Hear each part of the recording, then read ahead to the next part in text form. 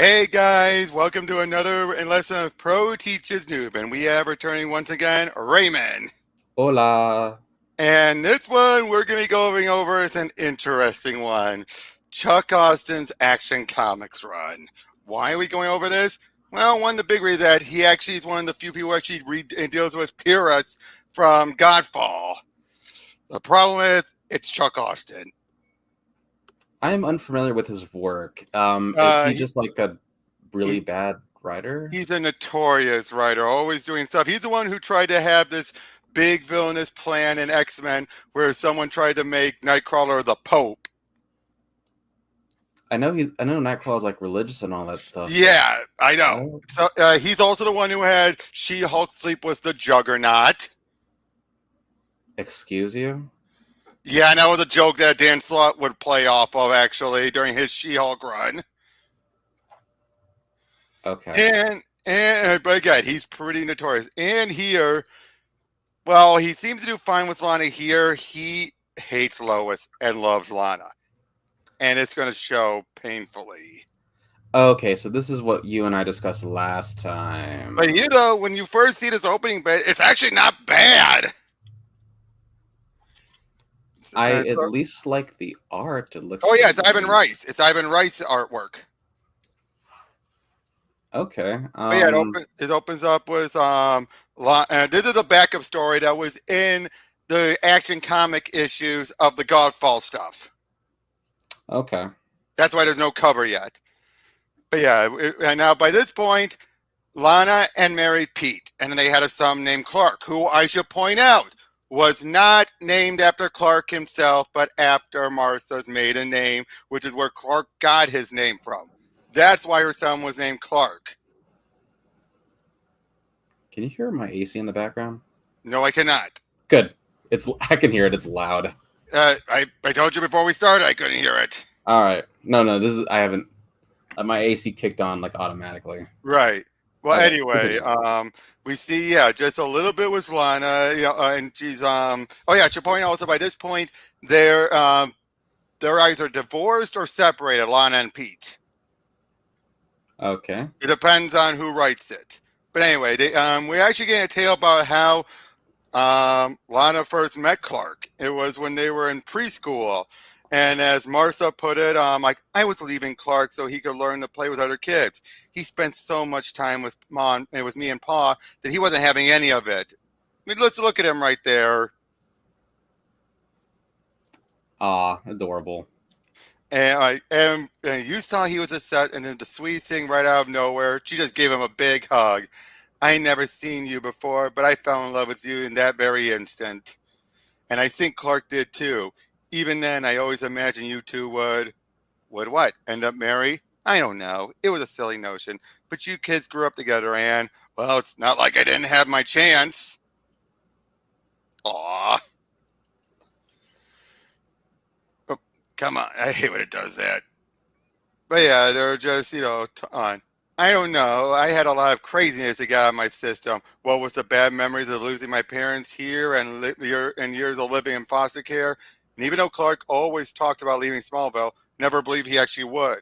I was afraid he never actually would, and that he'd keep me here with him.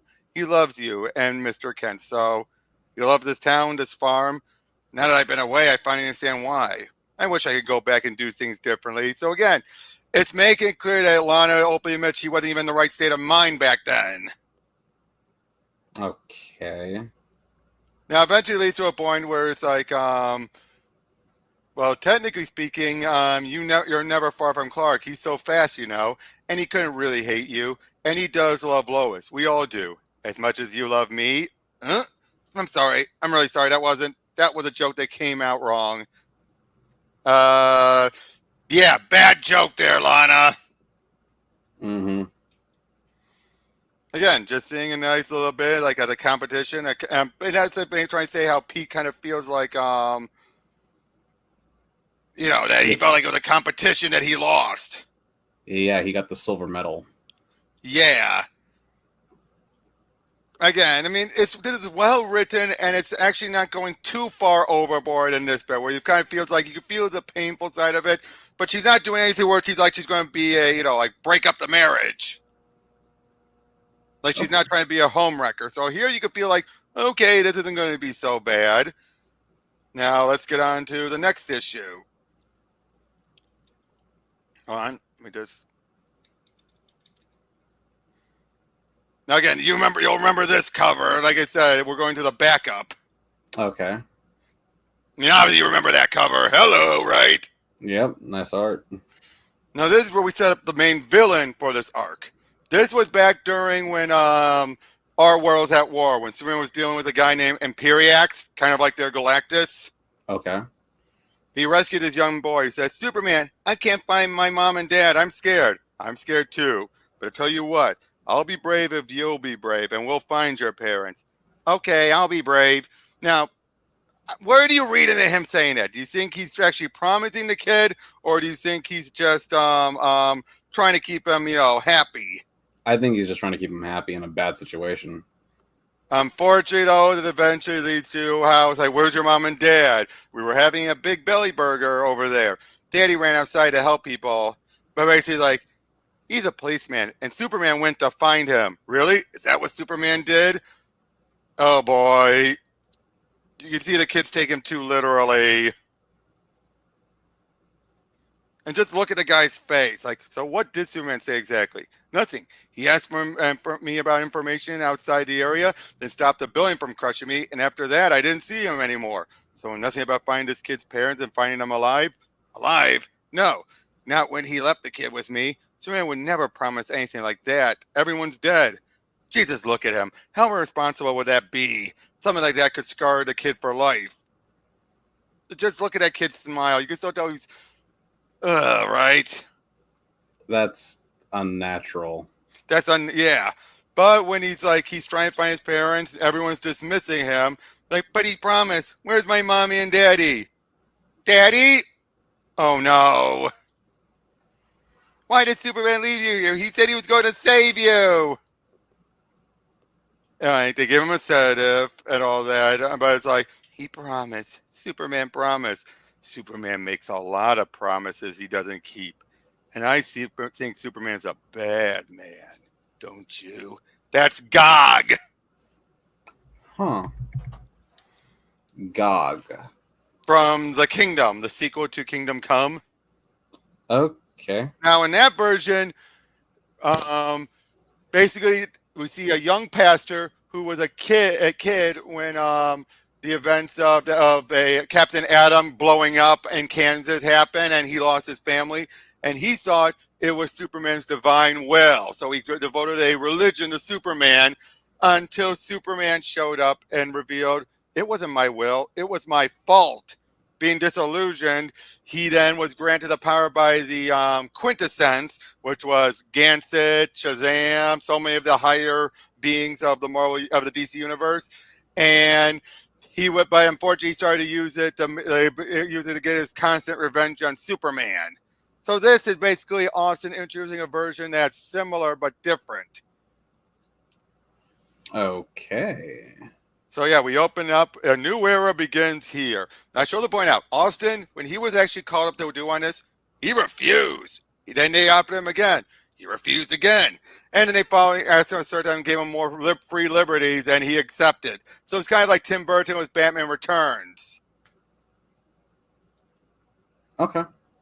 So does Superman beat the shit out of Calabec in this? Oh, yes, yes. Okay. We see them. Now remember, this is after that stuff was Majestic and Gonfall. This is after all of that. Oh man, the phone, how retro. Yeah. But yeah, obviously, I'm trying to stop a robbery, and he gets knocked right out the window and out the tram. Boy, how weak are those windows? Jesus Christ! And he changes. Oh, I'm sure he did that on purpose. Like he threw himself out. True, or at least gave him a good shove backwards. Dude, that's like Superman. He would give up. Dude, that's like a great idea. Okay, that's one problem here. Chuck Austin's going to write him Superman a bit like Spider-Man, cracking too many jokes. Yeah, like that sounds like a Spider-Man quip, doesn't it? That's like a great idea. Yeah, it does. It sounds out of character.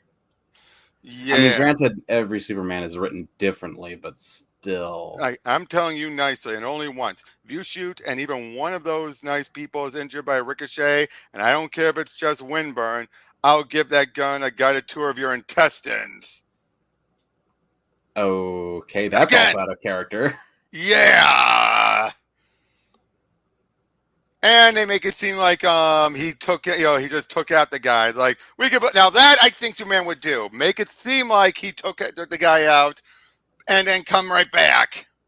Yeah, he would do that just to scare the shit out of them, but he wouldn't threaten them. Yeah, not like that. This, yes, because it's a little Batman-like, but at the same time, it's not like he actually did. These guys are just assuming he did. Yeah, I mean, that's one of the things he learned from Batman. How to intimidate. Now, I should also point out, prior to this, Superman and Clark and Perry had faked a firing so he can get stuff on dirt on Lex, which eventually led to stuff during Superman Batman Public Enemies when Lex fell from his presidency. So technically then he was brought back, but we later find out he's been demoted and goes to a place called The Shack, which is an adventure comics, which Rucka would write much better. But here we're finding out they're saying talk to Perry. And goes meets up with them, and he's just constantly told to wait it out. He hears something, so he flies off, and we see a bit of an argument going on. And something causes them to almost crash and fall to their deaths, but Superman saves them. And all right, wow, are you Superman? That is so cool. Yes, I am Superman, and yes, it is cool. Would he say that, or that's better? Better, but not quite right. Yeah, exactly. It's one of those things where it's like he might say something similar, but I don't think he would repeat the kid. No, he might say something, and also it's a little too ego-ish. He would probably say something, oh yeah, the powers come in handy for saving, Yeah. I mean, he might say it, but I think he wouldn't have that smug smile.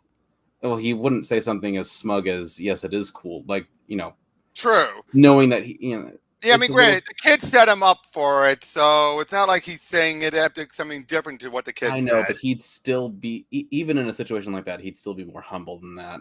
Right, but unfortunately, Perry's still busy. So we lead to this bit where he's waiting and waiting.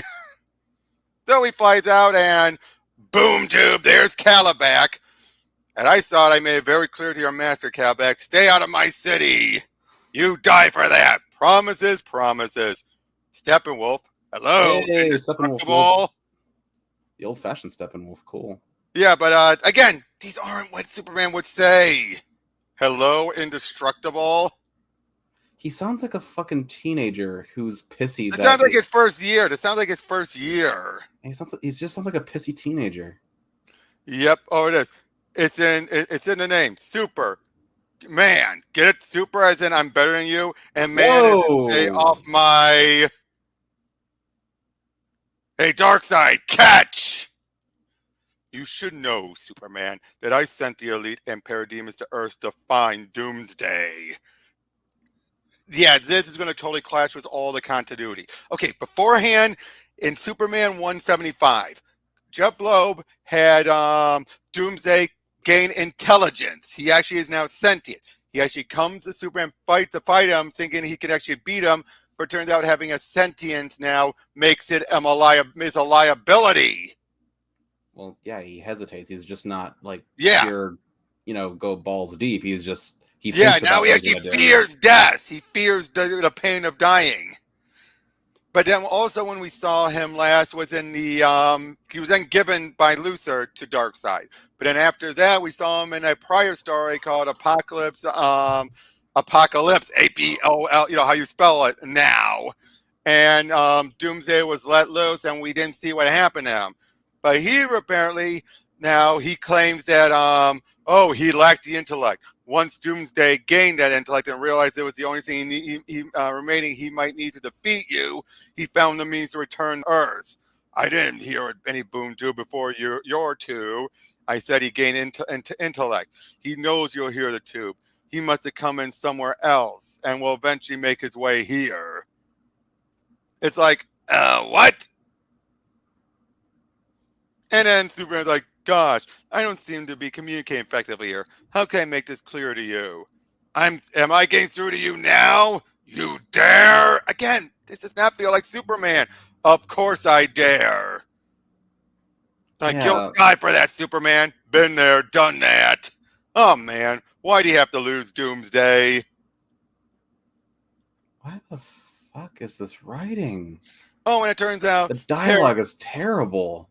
Yeah, and we find out, apparently Clark's been demoted. Perry hasn't told him yet. And Lois is going to keep it a secret. Why did he keep it demoted? I don't know where that story goes. Why was he demoted in the first place? No, he was fired. I don't know why he was demoted. I know he was fired beforehand, but then, but again, that was all part of a plan. Why he was demoted, it's never fully said. The Wrath of Gog. Yep. We see Kid Flash, Connor, and Cassie. That would be Bart, of course, are all in Smallville. When all of a sudden, shit's going down. Oh, we find out that Jack Ryder has been given his desk. And, or his own desk and everything. He says, just want to stop by and say thanks for vacating your job. I guess I can understand you a little better. You're a little bit you're being a little bitter, and that's part of the reason I took the job. Man, he writes Jack like a scumbag. Yeah. I mean, I know Jack is the creeper, can be a bit of an egotist, but he's not that much of an asshole.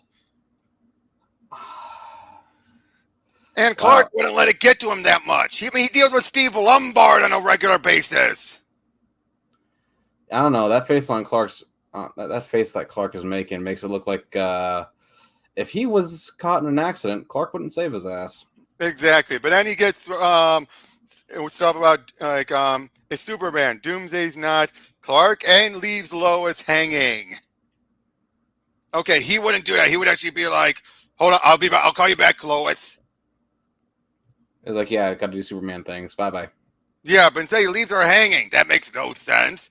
And but now that looks awesome from the art wise. Yeah, if only they just had better dialogue to go along with it. Now look at what's got. Now, little Superman, did you signal for help? And is he coming? Excellent. Now let's deal with you before he gets here. And tosses Connor around. Oh my God, no. Gog! Who are you? Tell me or tell him. And Superman shows up. Now hits him around. And of course, once he gets hit, that guy can hit. You okay, Superboy? You look like hell. People tell me I look just like you. They're just being nice. What? What the fuck? Why is he such a douche? I don't know. But then prepare to die, Superman. Prepare to die, Superman. That clunker is so yesterday. What the You weren't kidding when you told me this was going to be cringe. Yep. And Perry says I can't appeal to a younger demographic. What? Oh my God. Wait a minute. Let me go back and see if he explains things to Lois. Let me go back a moment. What the fuck? I have a right to be upset, Lois. You knew I was getting demoted to the shack, and you didn't tell me. If I can't trust my wife to tell me these things, then who can I trust? Clark, that's not fair. You can trust me, okay? I never meant to hurt you, and I'm sorry. I guess part of me can't even believe you're upset. Your Superman forgot. What? What? Seriously? That whole conversation is a fucking travesty. Don't start, okay? Don't make me this my fault. It wasn't a conspiracy. It just came up in an editorial meeting. Bill Loving mentioned your replacement, and I got suspicious and called them on it. They had been keeping it from me too, you know. Perry told me to please keep it quiet. He was going to speak to you right after that meeting, and then 2 weeks later, he still hadn't. And 2 weeks, Lois, you knew about this for 2 weeks and you didn't tell me. Clark, I've been busy. I'm getting ready for the Middle East trip. I'm supposed to be in an interview now. You've been busy off saving the world every 2 minutes or so, and so don't start that, okay? And don't make this my fault. I've been having a real bad week here, demoted because I no longer appeal to a younger demographic. And the only thing you can make this worse is if I got replaced by that slimeball Jack Ryder. And that rumor is going around, you know. Although to be fair, technically we later find out he didn't get the Clark's job. He's just rubbing it in like he did because of the rumor. Well, he overheard it. He overheard him bitching about it. Yeah, you want to know who did get the job? Yeah. Jimmy. Jimmy got. Well, that's slightly better. But we don't find out that for many issues later, and when Clark acts like a major ass. He's been acting like a major ass this entire fucking time so far. I don't think I've ever hated Superman as much as I hate him right now. Yep. God love a cliche. What's next? Mindless Crichton or Had Enough or my personal favorite? No one can stand before the might of your name here. Now the way I see it, you have 3 options here. 1, stop fighting and give up. 2, stop fighting, give up. And option 3, and this one I think you should really consider.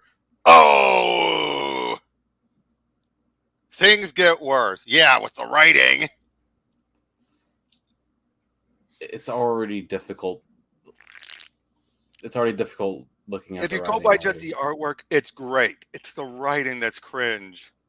Yeah. But it turns out we later find out he's been injected with kryptonite that's going to slowly kill him. What? But yeah, all of a sudden he's gone, and then he's teleporting around, stabbing him again. They're putting up a good fight here and there. Are there 2 of them? I hope so, because the alternative is we're not hurting him. Teleporting? Looks like. To where? I don't know. Behind us again! Ooh! No, there's the green, so that's kryptonite right there. Yep. What? My lasso, and guess what my lasso can do? Oh! Her lasso can electrocute his ass? Yeah!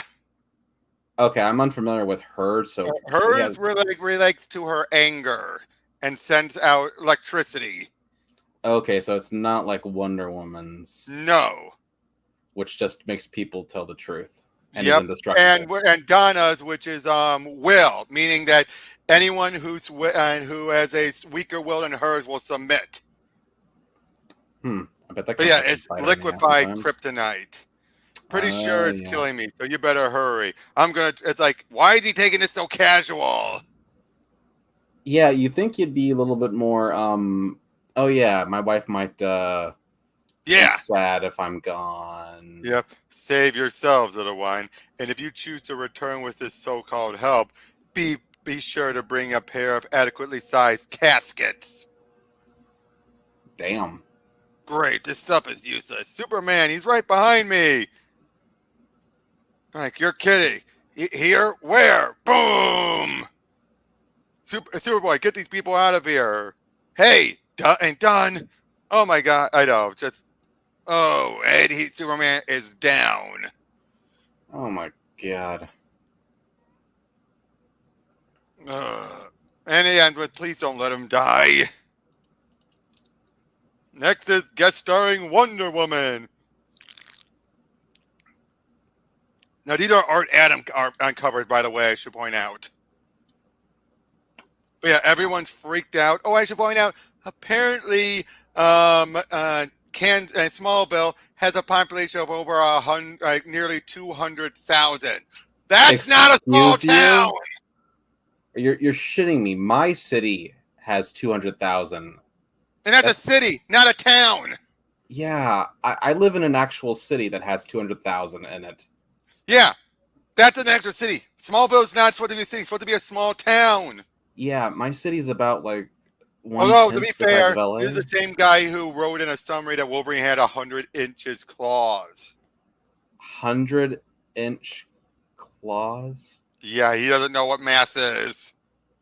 I don't think he knows what anything is. If his writing is anything to go Oh, by. by the way, he's been assistant directing on stuff like Steven Universe.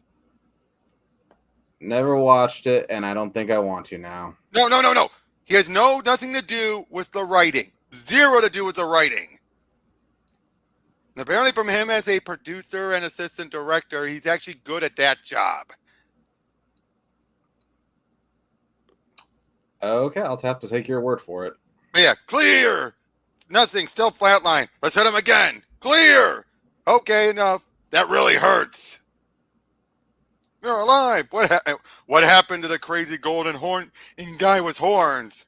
What? Again, Superman wouldn't say. He would say, what happened to Gog? Yeah, he would remember the name Gog and would have asked what happened Well, that to sounds Gog. like something Connor would have said.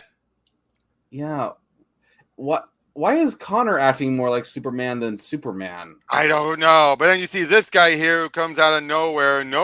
Idea who he is, but he's apparently with Star Labs. And you got all that stuff out of his system, didn't you? The liquid kryptonite? Yes, we did. Every last drop. Most of it, anyway. A lot of it. I'm pretty sure. Don't ask me how. It was disgusting. What? Mall man? No idea who this guy is. Why does he look like Jack Black if he was blonde? I don't know. But the guy is basically saying, like, isn't it past your bedtime, Mom? Where's Faulkner or Charles or I don't know, and what do you need them for? I can handle this. I got promoted. Well, not exactly promoted, but I've been threatening to quit, and I was on call, so what was the stuff that was ejected into me? Was it kryptonite? Liquefied? Yes. Fascinating stuff. This guy feels like a joke. Like, why is he even working there? I don't know. And even said that, like, I have to admit, it was a little boring, actually. Totally anticlimactic. I did hope for something more alien. Like metachlorians! But this was in 2005. Fuck you and your metachlorians. And this is so huge. Did you know your appendix is a fully formed organ? And I, for one, think we should remove it and do some serious analysis. So if you can get sent to an operation, Mallman, it would be minimally invasive. Mallman, it would take 5 hours and 5 minutes, an hour top. Mallman, I meant, how has it affected me? Me personally, me physically, my strengths, my powers, my vulnerability, my life, Mallman. Is my life in danger with this stuff coursing through me? Well, you were dead until just a few minutes ago. And how am I now? How should I know? Okay, this was by a point well after Emo Hamilton had a mental breakdown, and during Adventure Superman, it turns out he's having another one, but we wouldn't know about that till later. So it feels like all the competent guy. This is the most incompetent guy in Star Labs. I am almost positive, especially from that top left-hand corner picture, that this is based off of Jack Black. I'm positive too. But why write this stuff this way? I don't know. What is comedy? It doesn't. Yeah, regular Superman had comedy too, but it was played more straight than this. I know. I don't do dead. Really? Again, that's a Connor line. And Masters of Disasters and dealing and with some, but they're fighting against Black Lightning and Steel. Are those guys over there part SCU construction equipment? I think so. Because one's got like a shovel hand, and I don't know, but yeah, but they're all like he's totally invulnerable, and there's Jack Ryder. Oh dear. Why does he look like a fucking pedophile? Not sure on that, but yeah, they keep on fighting it out. Wonder Woman's trying to talk him not to go down there. So I'm less strong. That's not going to stop two of the JLA's best from helping out down there. Ooh, this guy gets knocked dead. And now they're treating this guy. They're going to treat this guy like they know who he is. There's Raider. No. Guzman is this camera guy, and he's like, the money shot's here. No one else will have the footage but us. Jeremina or whatever. And he gets shot. Hey, Jack. When does the newsman stop being newsman? when he becomes part of the story. And Jack is totally broken. And yeah, later on, this is going to find out that this completely affected him mentally, and Clark's going to be an ass to him. Oh, so it gets worse. Okay. Yep, but yeah, this guy gets knocked down and everything. All right, is everyone all right? Great, glad to hear. Now, if you could all please move quickly and carefully to safety. Again, now that's more like Superman. Yeah, that's more on par. Now, again, this guy has like an interdimensional stash of weapons, and he keeps pulling out until he gets one that works. And in this case, he actually goes right through Superman because he's weakened. Ah, I see. But yeah, no idea who this guy is. Basically, though, I think part of it was Austen was asked, weapons master is his name. Austen was asked to create some new villains, and these guys go nowhere. Always remember, kiddies, guns don't kill people. I do! What? Jesus Christ.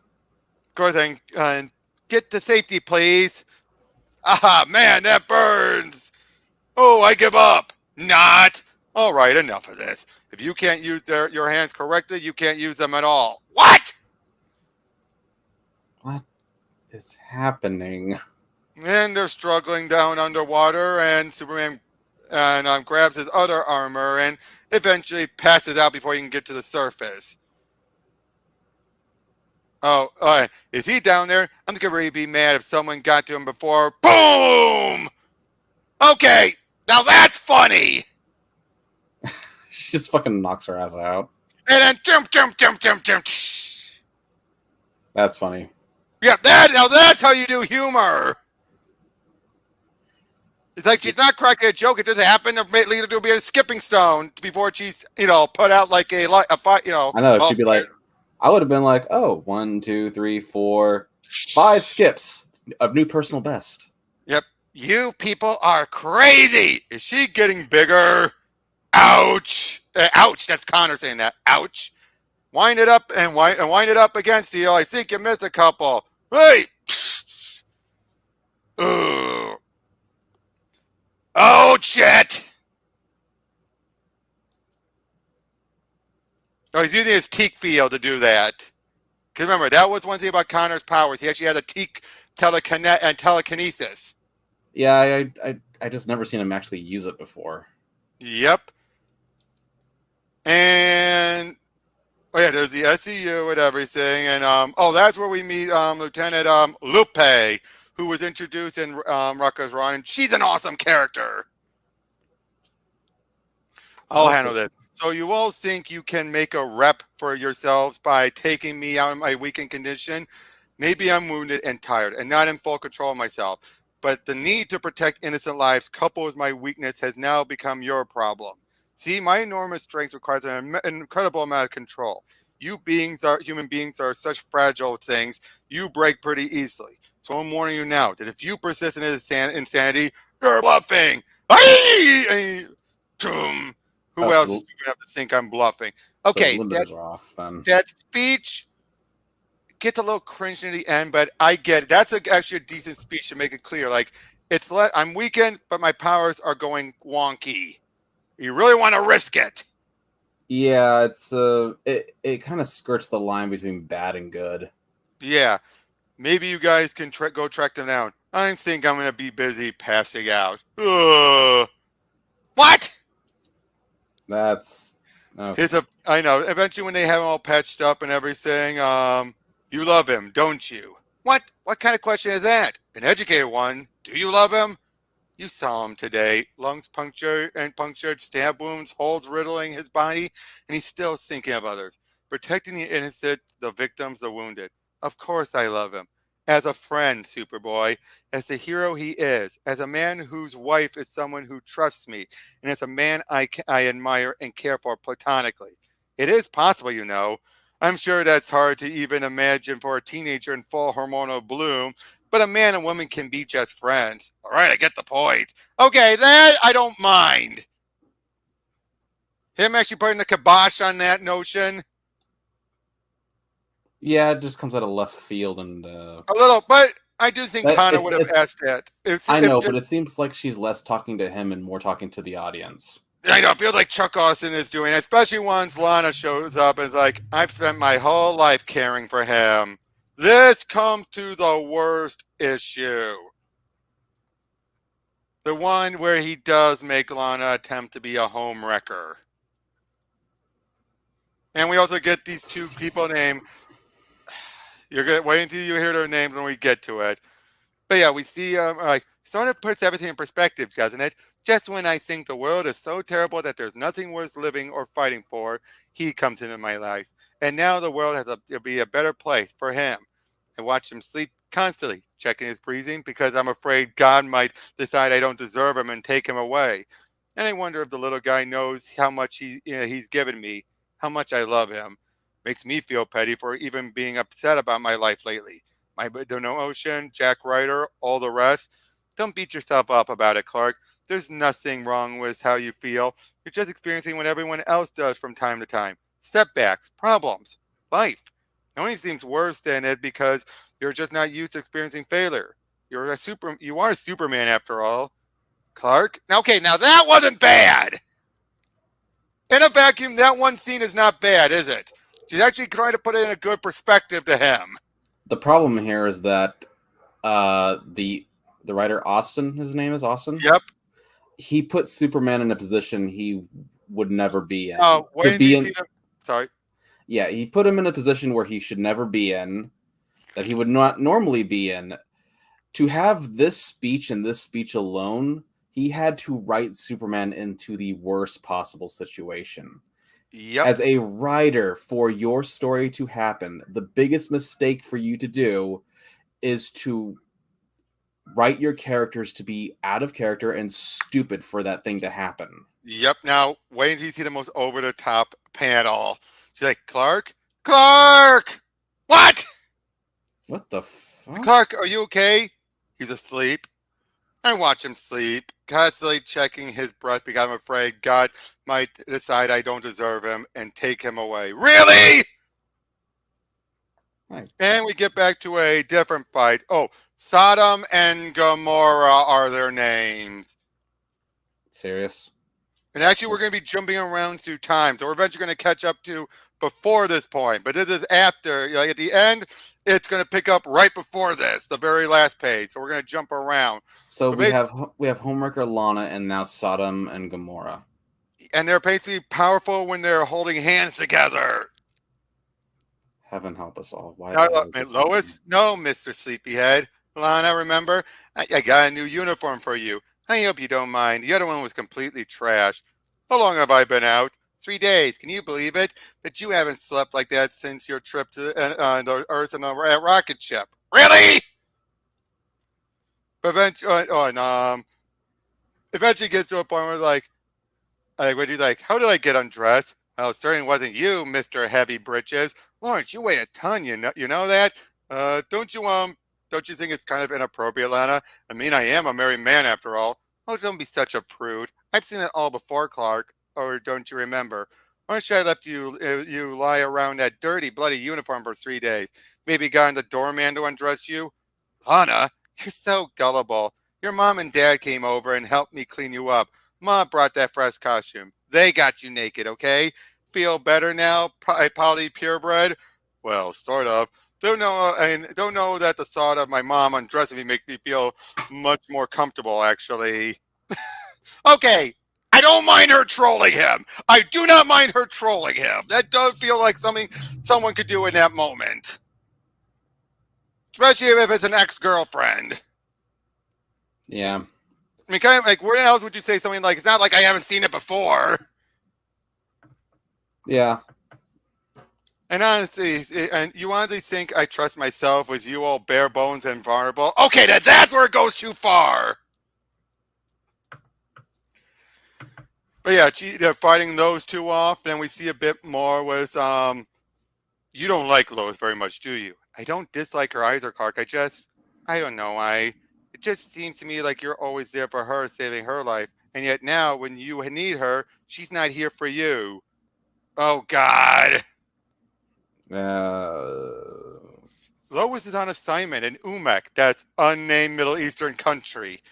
She's tough to reach. That doesn't mean she doesn't care.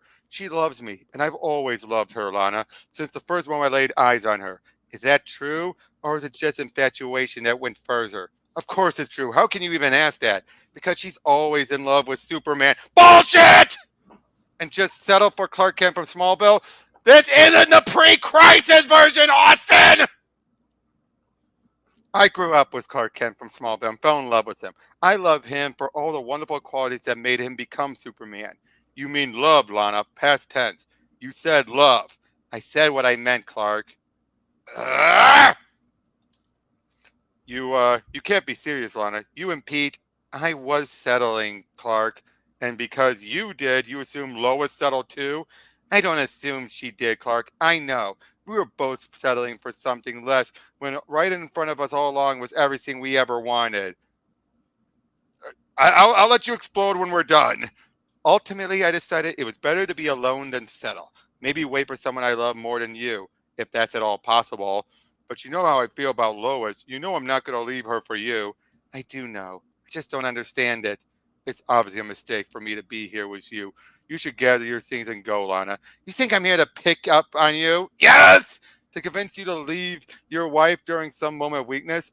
I was here to help someone I love, Clark, and that's all. I don't stalk you or drop by unexpectedly for lunch hoping or surprise you in an overcoat and lingerie. I'm perfectly happy with my baby and my TV and my dog, Clark, existing perfectly fine without coming between you and Lois. I'm here to help a friend when he needs one, and I'm answering your questions honestly. And apparently, honesty is difficult for you. Almost done. Your relationship with Lois has nothing to do with me. I know that, and I know how I feel. But I failed once already in Smallville. I'm only here because someone had to be. So let's leave me out of it for the moment. You've always been there for Lois, Clark, helping, giving, rescuing her from all kinds of danger. And now I'm here because she's not there for you. She's in another country on assignment. Oh, and she didn't hear the news all over CNN about you being wounded. Her job comes before you. Lois is all about Lois, Clark, and she just never noticed that you just never know that selfish side to her because you never needed her until now. I don't know if you and I belong together, but I don't think you and Lois do. A wife is someone who should be there when things are good or bad. Like you were there for Pete. I left Pete. He and I didn't belong together for the same reason you and Lois don't.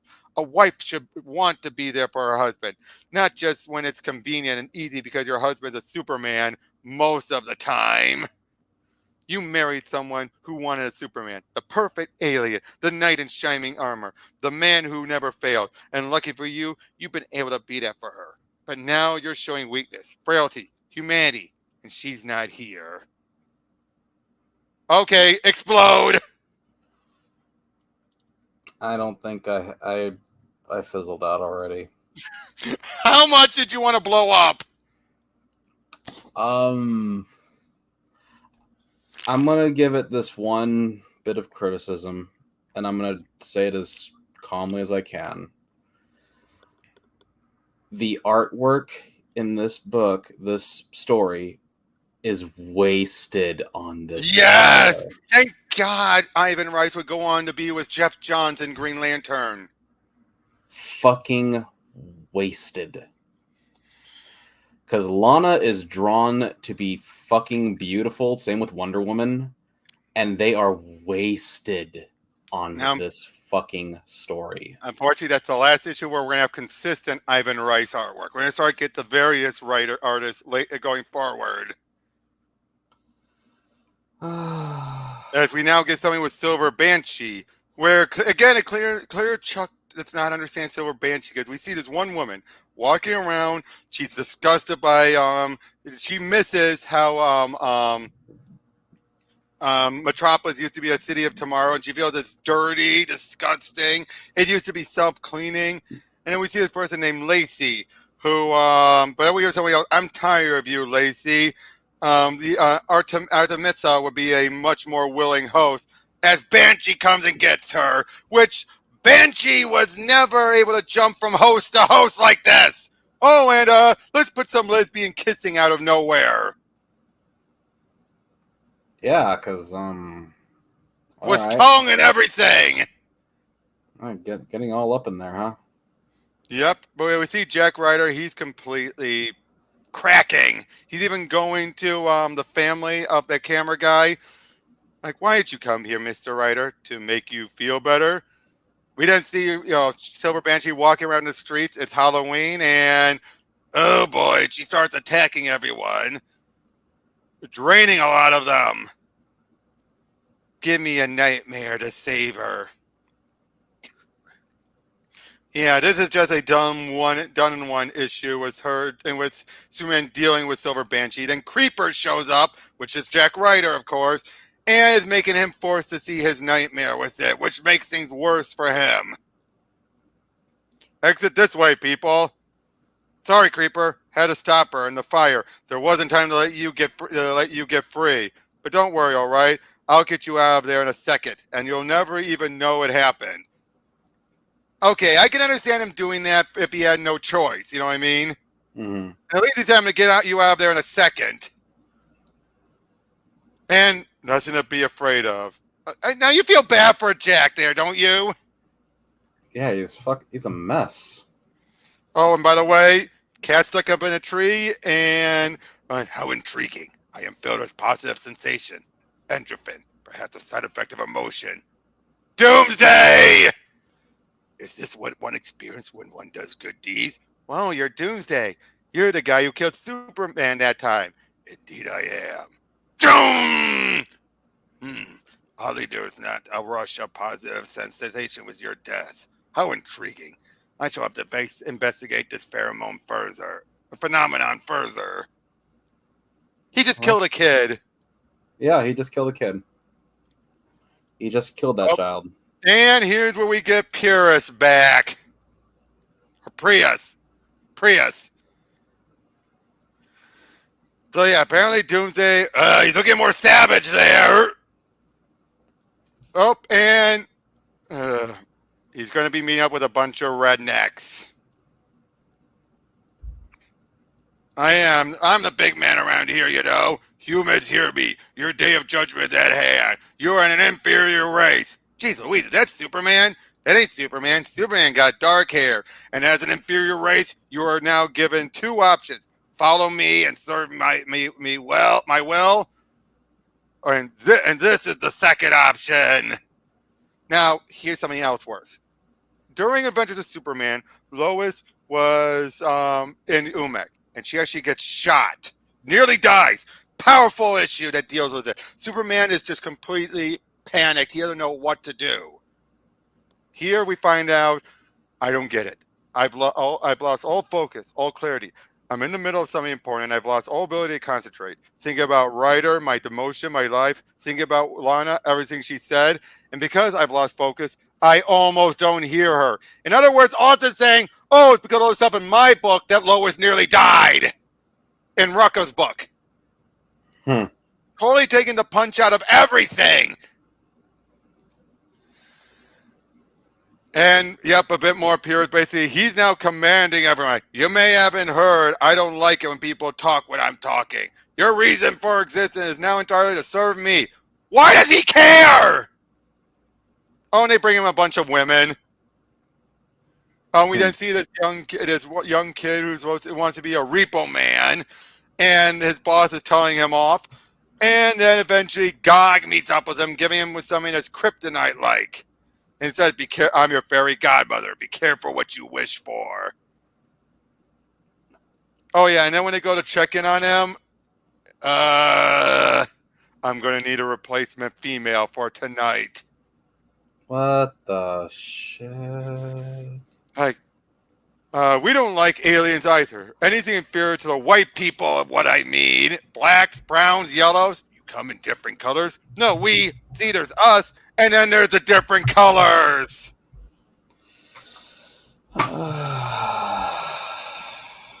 She doesn't die, but waiting for that moment, I nearly do. I can't think of anything except how relieved I am, how happy I feel knowing she's still with me. I love her, and I always have. And how little it matters what made her fall in love with me. Have I brought these things on her?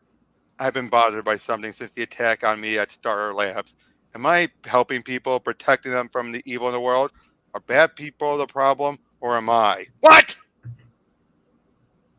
I hate it when Not much writers of try to this. try to do that shit. They're like, "Oh, it's the hero that brings all the stuff, all the bad things." Like, fuck off with that shit. At least he's making it very clear he does love Lois. At least the editor's keeping him in line with that. At least he's not thinking what Lana said was true. Oh yeah, by the way, God's Peak is where Prius is at. God's Peak. Yep. Couldn't get more on the nose if they tried. Yep. And of course, like, man, I wish I had powers like you. I wish I could give them to you. It's like all magnified millions of times with these powers. Cool. No, not cool. How does Kal-El stand being around you plebes year in and year out of his miserable, endless life? I've been crowded by your disgusting creatures for only a matter of days, and I've had more than enough. How about another woman? We got plenty. In fact, this one was my favorite up until recently, but you can have her. My gift to you. And then Martian Manhunter shows up, and yeah, Superman warned me you were a racist, but I see in the minds of these others that you're now a murderer as well. I was a peace officer. I was a peace officer of Kandor, and now I have the powers of Kal-El and none of his weaknesses. I know what murder is, and it is not killing lesser beings. Okay, at least he's keeping him in character with how he was, just amping it up. Yeah, but it's hard to fuck up a racist though. They're a one-note character. Yep, and then he just starts blasting at Martian Manhunter and leaves him down. And yeah. Then we're going to get... Oh, here's where we're going to hit that part I told you about. Oh, further, that's the publisher chewing him out. All right. You want time off from the shack already? You just started. I know, Mr. Loving, but I've had some personal difficulties lately. I thought I was finally getting a professional here. This is unbelievable. I never heard of anything like this. You want time off? You may have heard my wife was. Yeah, I heard him. I heard. In my day, we worked through it. The story was everything. You got your butt out there and you did your job. Didn't matter if your leg was broken and your head was falling off. My life was shot, Mr. Loving. She nearly died on. It died, Anne. Yeah, but she didn't die, did she? She didn't die. She's still kicking pretty good from what I hear. What an ass! Unnecessarily so, yes. I'll give you a time off, but in my day, you worked through it. Well, at least he gave it to it. But yeah, Jack is starting to smell and everything just because he's reached a breaking point. The pressure of my job is getting too much for Ryder. Your job? Oh, right. He got your office, didn't he? But he was slumming from his television job, yeah. What happened to him?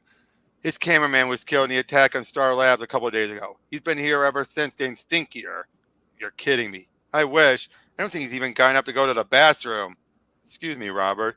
And come on, Ryder. Time to get you a bath. What the hell, Clark?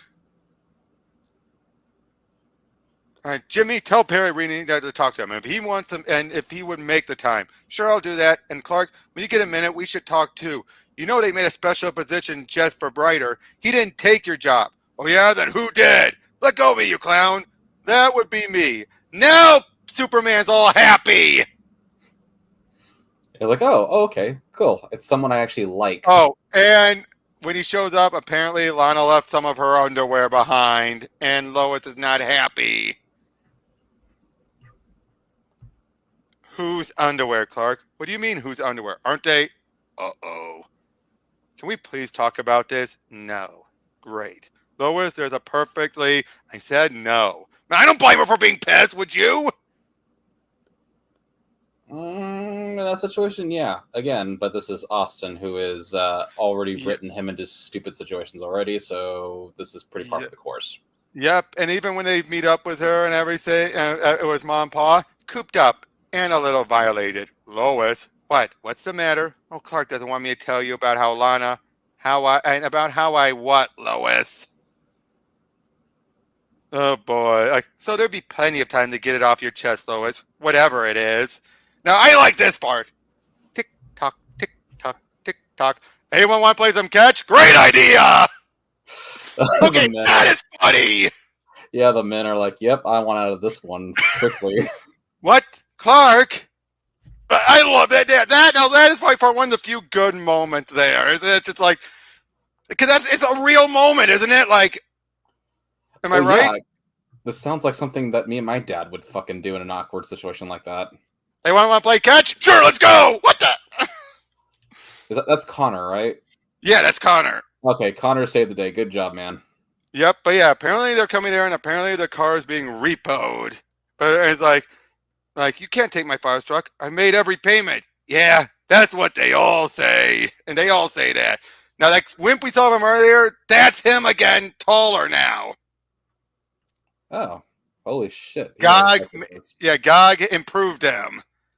Oh, gave him quite the growth spurt. But this guy is going to be one of the worst of his new villains. This kid? Yeah. As they start going through it all, it's like, let it go, pal. This is all legal. You don't want to push this pal around, believe me. Oh, but I do. I really do. See? See, I like nothing more than pushing it with jocks like you, stuck-up snobs with more muscle than braids, always shoving me around, taking all the girls, making me feel small. In other words, he goes by the name Repo Man, but he should rather be called Incel Guy. Yeah.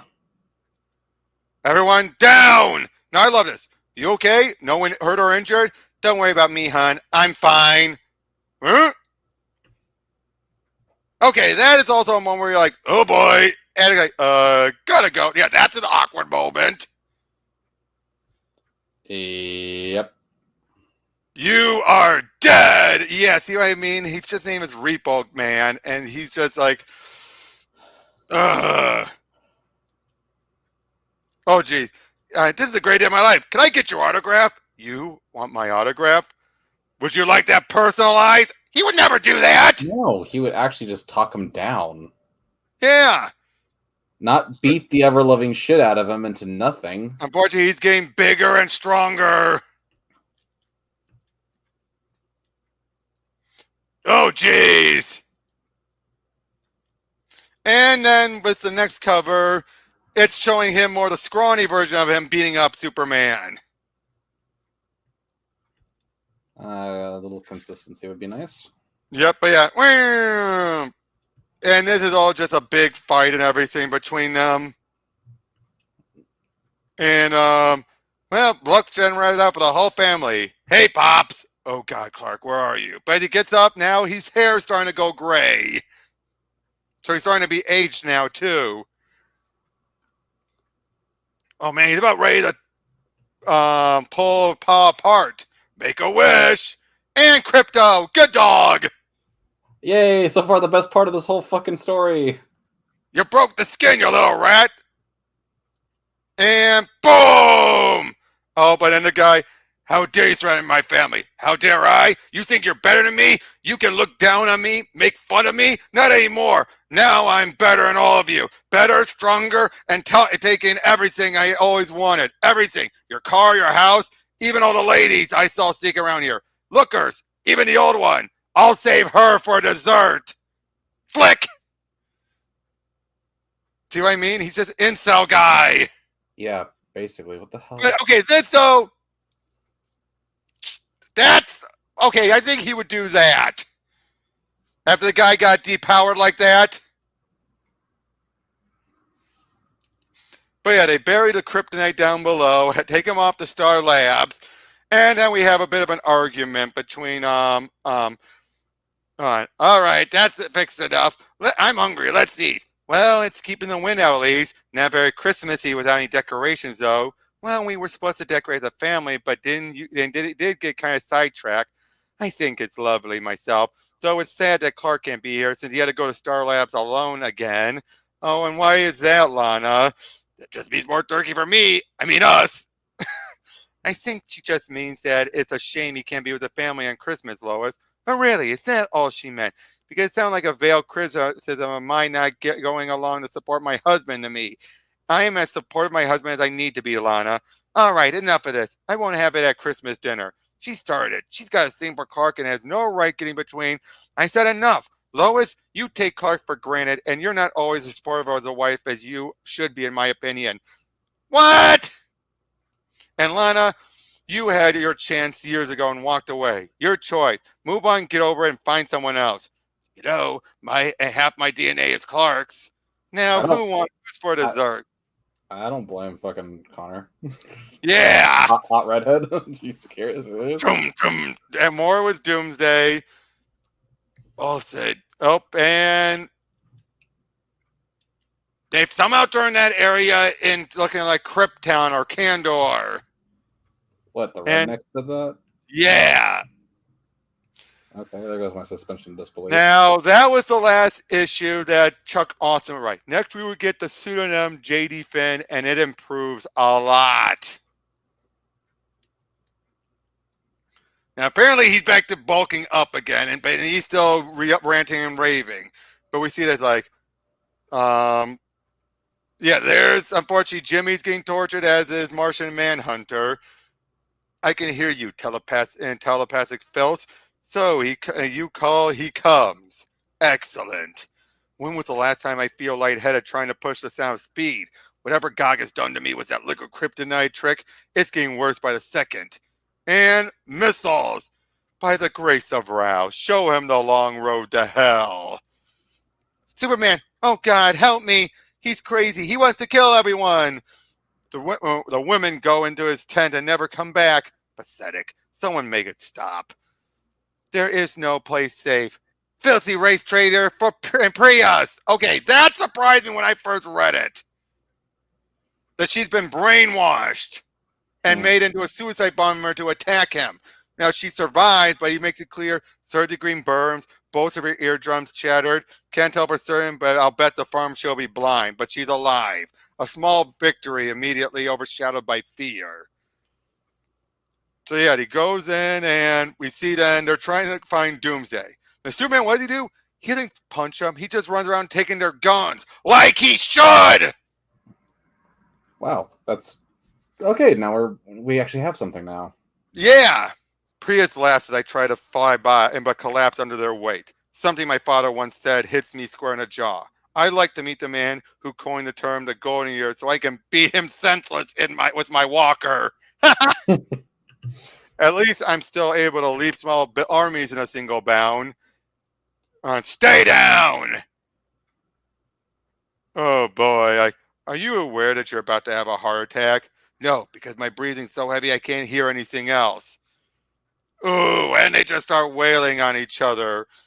Until eventually he tries to use kryptonite. It's not working very well on him. But then he rips off the chest plate, which actually somehow gives a major feedback to the Prius. He then takes him with him back to Metropolis so he doesn't become more awaken and become more of a problem. But then he's starting to get tired out and he collapses. They find like the day is mine, and the day is mine, his weakest day, the day when all things change. And this time around, there's no turning back. Finish it! An army of Gogs! Huh. He's using time travel, and we actually get his origin here. More so, he's that little kid! Gog is a little kid? No, he was. Grown up. Oh, okay. But there's a problem with time travel. You can't go back any further than the moment you conceived of it.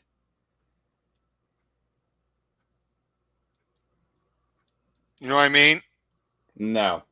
You cannot go back to the point where beforehand. I mean, now you can go back further, but you cannot go to the exact moment where you first came up with the idea. Okay. So he tried. How did he get like super strong and all that shit? Oh no, he's been working at this for over 200 years. Obviously, the time travel stuff slowed down his aging, getting more powerful. Okay.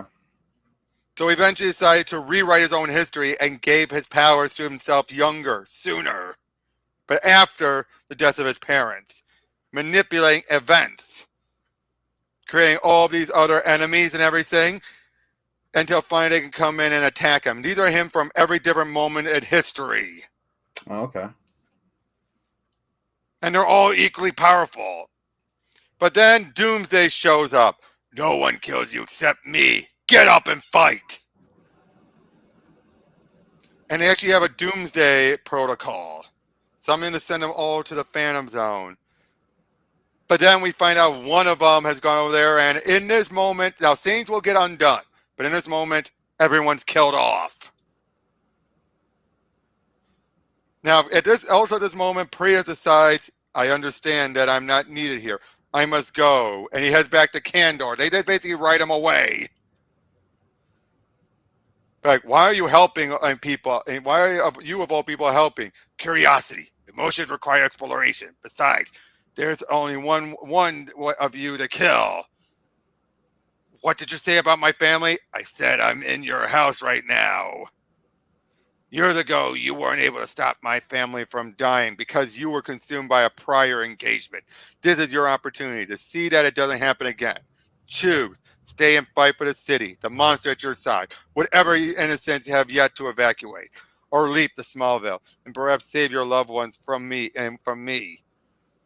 I will never leave innocents to be butchered by you, not even a monster like Doomsday. It has to end! You would not go. Did you know it was impossible to reach them in time?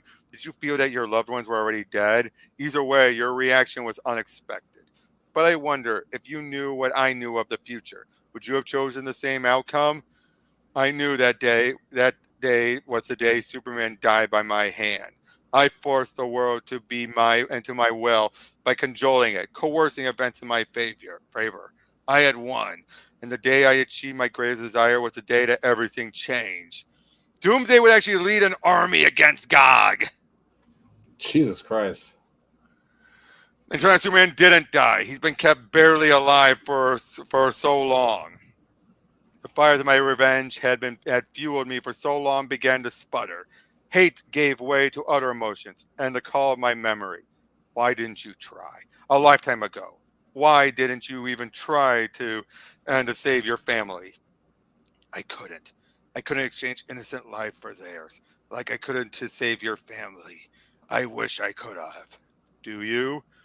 So began our new game of what if. Just a diversion at first. What if I could, and if I said you could still go back? I have the technology to save you Smallville. If you left Metropolis to me, no. Then a challenge. What would it take for you to become me? End it all. This beacon is set to the date of my birth. Even weak as you are, you could break an infant's neck. No. Then it became my mission in life to break you, to see you beg, to send you back and save your parents and your wife. But you could go back with the knowledge of the future and not only save Lois, you could create world peace. What is it that compared to the life of one stranger? No. Isn't this what you do? Save everyone except me? You're mad. That is the only possible explanation. Sacrifice one life and I will go back in time and save Krypton. You know I can. No, thank you. And so on and so on. Enough. I offered you every conceivable option to save your loved one, your world, your life. Yet you suffer here without hope because you will not accept a sacrifice in exchange. Why? To take one life to harm one person in order to save another renders it worthless. Your offers wouldn't save Lois, just destroy everything that she was. Were your parents murderers? In 500 years.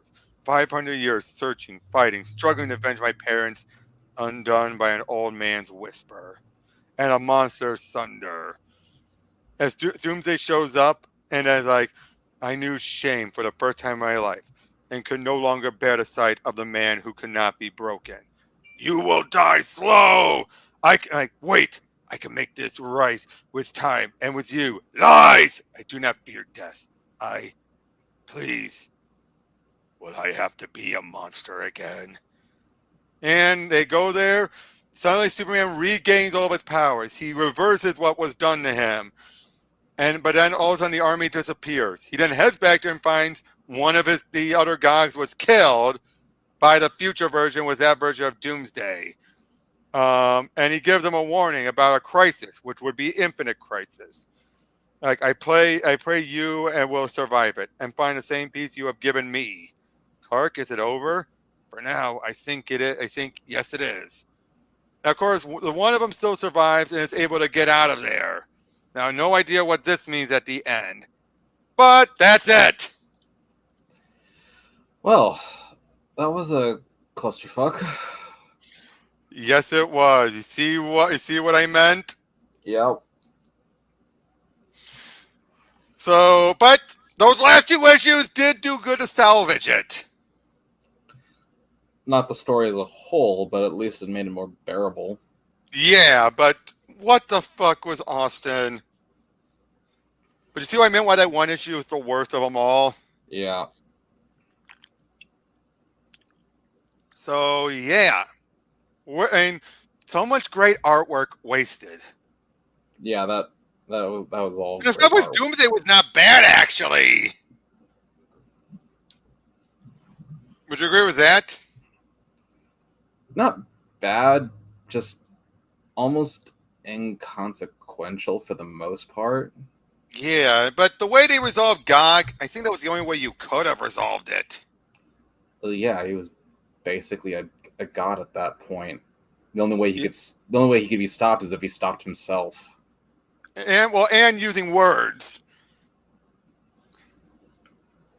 But yeah though, see what I meant? That was. I wouldn't say. I still would not say. I still say that is one of the worst, but not the worst. Because there's. Okay, let me ask you this: who's worse, Austen or Bendis? I would actually say Austen. I think Bendis at least understood Superman. At least Bendis had better dialogue, which wasn't the greatest, but better than this. And he had like I said, a decent understanding of Superman. Yeah, he has at least a better understanding of Superman. Not a great one. No, I'm not going to give him that much credit, but I'm definitely going to say that of the two, he's the lesser of two evils. Yeah, very much so. And again, when you look at that first story, the way he handled Lana was not bad. But then he made her a homewrecker, or tried to. I mean, how else would you look at it, right? Well, the way she explained it, she's not trying to be a homewrecker. She's just getting her 2 cents out there. But how else do you read it, right? If I was in person in the same room with her, I would probably be taking her side a bit. She's just speaking her mind. She's not intentionally trying to destroy his relationship with. But once she starts saying Lois isn't here for you, that's where like you lost the argument. Would you agree with that at least? This is Lois. I would say it's lost on the account of that it's uncalled for, but it's not untrue in the context of the story. True, and I will just say this: I would also say that it's coming from someone who's not a journalist. Yeah. I think that's probably because I'm pretty sure there's probably been other people who've had someone who's gone on to journalism who married another journalist. They got hurt and they're saying like, "Why didn't you come? Why didn't your wife come and be with you?" It does feel like that, right? Like a journalist couple and a non-journalist ex. Well, it's not just with journalism. It's also just like with anyone in general. Like, for example, at the community where I work, that I guard, there was one lady who went on a business trip. Mm-hmm. While she was away, her husband passed away in his sleep. Ooh. So, I would never have said that to her, or anything like that. Like, why weren't you here, sort of thing, because that's like super uncalled for. Yeah, that's rude. Yeah, I know. The thing is that she knew he was in bad health. I don't think she knew how bad it was. That was the problem. That's true. So objectively,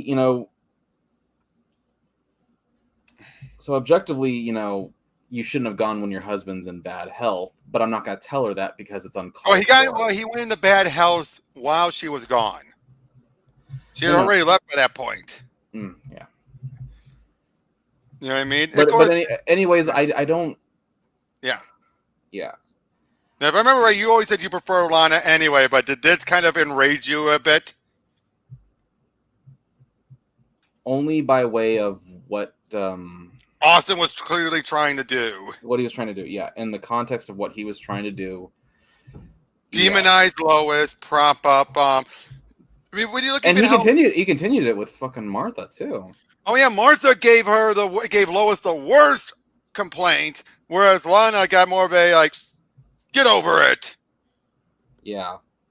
And that's about like that's a betrayal. Again, what she said to Lana made sense. What she said to Lois made no sense and did not feel like how Martha's been with Lois. Yeah. It felt like she was just putting in the talking point. Now, the fact that she stopped the argument, bravo. Martha would, of course, be the one to do it. Yeah, I don't. But also, it's like, what was Lana trying to say? Should Lois have gone off with Clark to Star Labs? Wouldn't they be wondering why is she here? Especially when she's in a wheelchair? Yeah. All in all, shit story, shit writing. Great art. Great art. Terrible dialogue. Art was At wasted. least it stuck the ending, though, at least. Yeah, the ending was okay, I guess. It doesn't save the story as a whole, but Yeah, the way they resolved the Jack Ryder stuff was beyond stupid. That pissed me off. He's ready to yank on this poor guy who's like in depressed just so because he's stinking up his old cubicle. yeah. Clark would never do that. Clark would be respectful. He wouldn't be an ass like that. Well, to be fair, Clark was an ass like most of the story. Like I know, until he found out, oh, Jimmy got it. Hey, guess what I found out, Lois? I'm all happy now. It's like, yeah, 4/5 of the story, he was an asswipe. So it felt like Connor was the only one that was in character. Yeah. It's like he understands how to write kids or teenagers. Maybe that's why he did stuff on Steven Universe. Perhaps. That's more of his comfort zone. Yeah. So that was Chuck Austen's run. I would get this a 3 out of 10. It's only salvaged by the artwork and the few good spots. Well, that's more generous than I'm going to give it. Well, what were you going to get it? I'm going to give it a 1 out of 10. Ooh, even with the artwork?